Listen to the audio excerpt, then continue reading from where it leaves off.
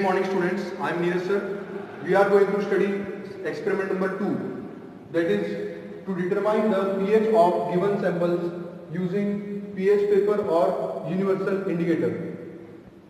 So apparatus required for this is beaker, white surface tile, pH paper, universal indicator, distilled water, etc.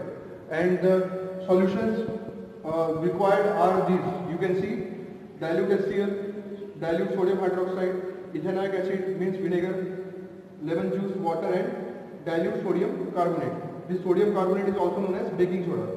So we will determine pH of all these solutions by changing color on the pH paper. So let us start. Students, let us start observing pH value of these different solutions. So first we will dip this pH paper in the solution, then we will match the color with the chart. So first solution is hydrochloric acid, HCl. So let us dip this pH paper in this solution. So you can see the change, it is dark red, it is 1. Okay, you can also compare with the color in the pH paper strip here. You can see 1, exact 1. So as hydrochloric acid is a strong acid, so you can write here change in color is dark red and the pH value is 1.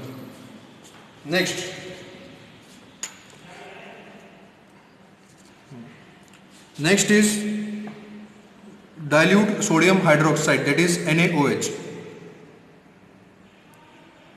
So we will dip this pH paper in this NaOH solution. You can see change in color is here dark blue. Okay, dark blue means what? Nearly 12 to 13, or you can say dark blue or violet. So here you can take it as 13. So it is violet. So pH value is 13. So it is strong base, that's why its value is nearly 13 to 14. As the pH value increases from 7 upwards, the basicity will increase, and as the pH value decreases from 7 below 7, then acidity will be increased. Means the acid which is having 1 pH value will be the strongest acid, and the acid which is having nearly 7 to 6 pH value will be the weak acid. Okay, so let us start the next one. So next is dilute acetic acid, also known as vinegar, which we use at home, and this acetic acid as also having one more name, that is ethanoic acid. This nomenclature you will study in higher classes. Okay, so this acetic acid, so we will dip this pH paper in acetic acid. You can see it is orange only. Okay,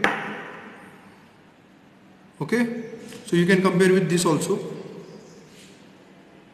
It is not given here, so you compare with this only. So it is light orange, is nearly 3. Okay,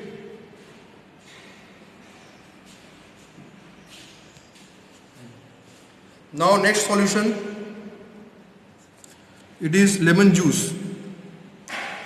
We have taken lemon juice in this beaker. We will dip this.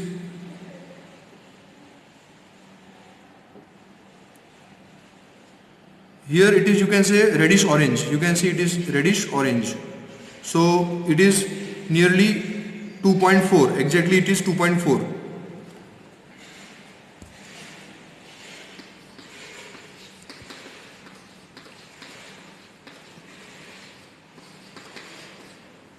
So we have seen about lemon juice.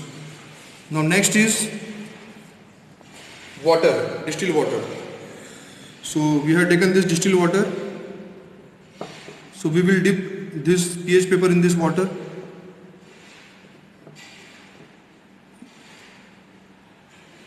You can see there is greenish color developed. You can see here there is change in color, greenish color is there. You can see little bit greenish color is developed. So this is nearly 7. So pH value of water is 7.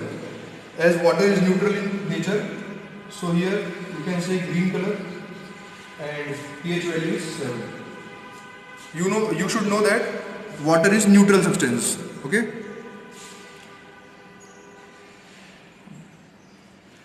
Now next is sodium bicarbonate NaHCO3. It is known as baking soda.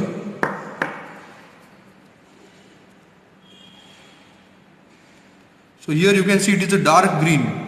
Okay, if you compare with the chart, here you can see it is nearly 8 to 9. Here also you can see 8. Okay, dark green means 8. So here you get pH value as 8.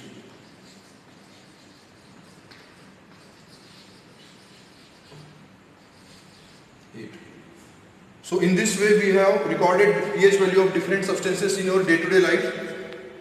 So this pH paper is useful for determining the pH, determining the acidity, basicity or neutral substances. So why we are learning this pH topic? This pH is used in various industries, food industries, medicinal industries, laboratories, etc. So this pH is very useful concept for your higher classes also. So I hope you have understood this topic. So let us start the next one. So students, now we will see how to use universal indicator.